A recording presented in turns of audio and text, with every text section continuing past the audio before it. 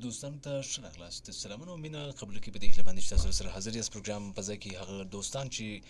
موږ ویني او هغه دوستان چې موږ زموږ غږ اوري په دې هیله باندې چې ټول دوستان مر سره حاضر وي. زما طرف څخه مینه او مننه اسلام قبول کړئ. ټول دوستانو ته ښه راغلاست. د خبرونې درمل په ځای کې هغه دوستان چې په خاموشي سره زموږ غږ اوري هغه دوستانو ته هم ښه راغلاست، او هغه دوستان چې زموږ سره ملګرتیا هم کوي هغه دوستانو ته هم ښه راغلاست. او د خبرونې په ځای کې ډېره زیاته مینه. اشفاق احمد اشفاق وایي دی په خپل کتاب کې لیکي، کتاب نوم به له ذهن څخه حاضر دم راسره وتلی وي،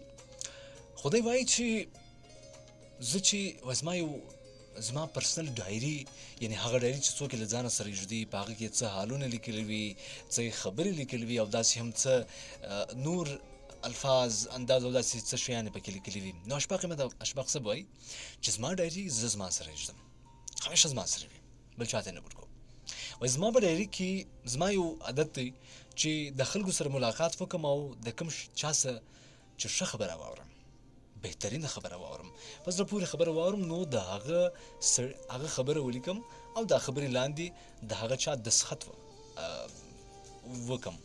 د هغه چا څخه دستخط هم واخلم په هغه ځای باندې، یعنی اټوګراف په تور باندې چې دا خبره نو فلاني چا کړې ده. کله چې زه یوازې سم یکړ سم نو دغه زه ورته وګورم نو هغه خط زه پېژنم چې دا چا خبره کړې ده، چا راسره لیکلې ده. نو دی وایي اشفاق احمد اشفاق صاحب وایي چې زما په ملګرو کې یا د چا سره چې زه کښېنستلی یم، د چا سره چې زه کښېنم، زما د عادت چې ښه خبره واورم د هغه دستخط هم لاندې د هغه خبرې لاندې اخلم، او که چا دستخط نه وي زده نو د هغه ګوته لګوم. یعنې داسې بې سواده وي چې تعلیم یې نه کړی وي، د لیک لوست سره بلد نه وي، نو د هغه ملګرو بیا ګوته به یې لګوم په هغه ځای باندې. وایي تاسو یقین وکړئ، اشفاق احمد اشفاق صاحب وایي تاسو یقین وکړئ زما په ډایري کې 98% د ګوتې والا خلک زیات دي چې ښه خبرې کړي، او یو څو فیصده 2-3% داسې خلک به وي چې هغه به دستخط کړي وي. یعنی غرض د خبرې دا دی چې لازمي نه ده چې موږ تعلیم یافته چاته وګورو نو موږ وایو چې یاره پوه هم دا وي، قابل هم دا وي، او ورسره هم غښتلی هم دا وي. داسې ډېر واقع به تاسې لیدلي وي چې بې سواده خلک او هغه خلک چې د تعلیم سره اشنا هم نه وي، بلد هم نه وي، هغه ټول خلک بیا داسې وي چې داسې الفاظ د خولې څخه راباسي چې تاسو یقین وکړئ ډېر په زړه پورې وي او ډېر لوی سبق پکې پټ وي. نو اشفاق احمد اشفاق صاحب وایي تاسو یقین وکړئ چې 98% هغه خلک دي چې ګوتې یې لګولي، یعنې بې سواده وي، د علم د لیک لوست سره بلد نه وي، او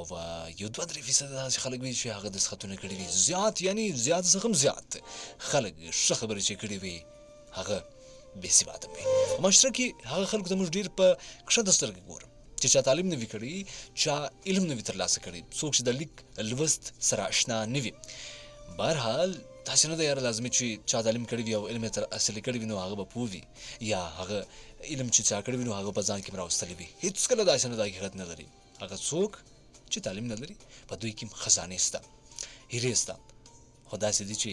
یو پوه وایي چې خزانې دي یا هیرې دي په خاورې کې پرتې دي.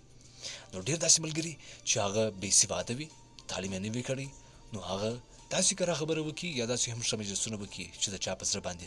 راج وکړي. لکه څنګه چې پخواني خلک که چېرې موږ راواخلو داسې ډېر زیات خلک شته چې د هغه متلونه رانقل سوي دي، په کتابونو کې لیکل سوي دي، خو دغسې هم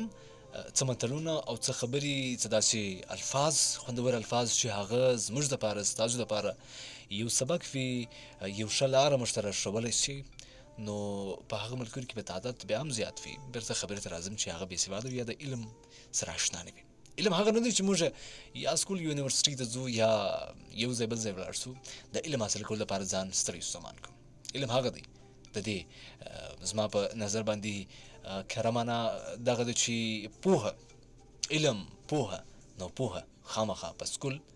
کالج، یونیورسټي داسې لازمي نه ده چې په تعلیمي ادارو کې تاسو ته ترلاسه شي. داسې کیدای شي چې علم او پوهه د معاشرې سره تړلی یو داسې دردمند انسان چې ستاسو سره یو ځای سي او ستاسو سره مخامخ سي، هغه تاسو ته ډېر زیات یو لوی سبق درکړي په خبرو کې، یو انداز یې داسې وي چې هغه زموږ ستاسو د ژوند یو مشال وګرځېږي، یو څراغ وګرځېږي، زموږ ستاسو د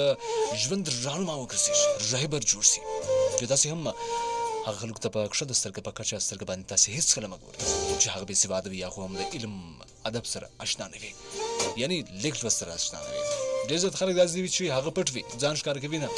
خو د کابل وایي هغه نښانې وي چې هغه پټ ځان ساتي، یعنی ځان داسې نه کړي ښکاره هر محفل ته د خپله مخه خپل تعارف نه ورته وکړي.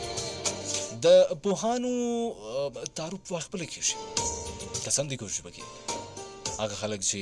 پوه نه وي لیکن کوشش کوي چې خپل تعارف وکړي د ځان ستایلو دپاره، په مجلس کې د بریالیتوب دپاره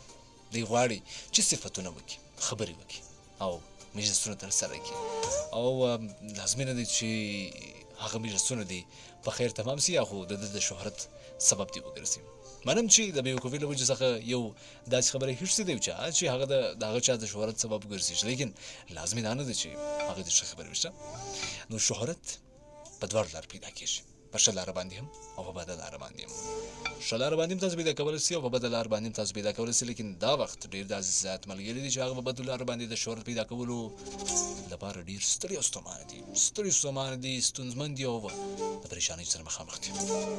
شهرت که چیرې موږ پیدا کوو، خپل مهنت جاري ساتو، خپل ژوند زندګي هم داسې ښایسته کول غواړو